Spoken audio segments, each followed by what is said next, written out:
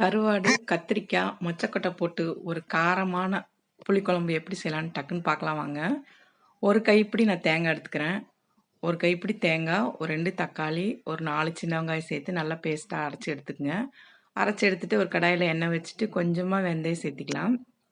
கொஞ்சமா வெந்தயம் சேர்த்துட்டு, கொஞ்சமா சின்ன வெங்காயம் சேர்த்து நல்லா வதக்கி விட்டுருங்க.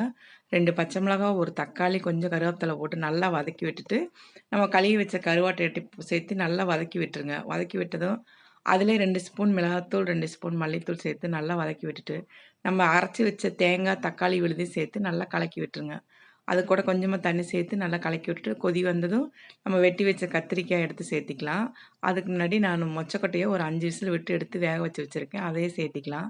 சேர்த்து நல்லா கொதி வந்ததும் கொஞ்சமா புளி தண்ணி, உப்பு, மஞ்சள் பொடி போட்டு நல்லா கொதிக்க வச்சு இறக்குனீங்கன்னா சூப்பரான கருவாட்டு குழம்பு ரெடி. பிடிச்சிருந்தா சப்ஸ்கிரைப் பண்ணிக்கங்க. Thank you.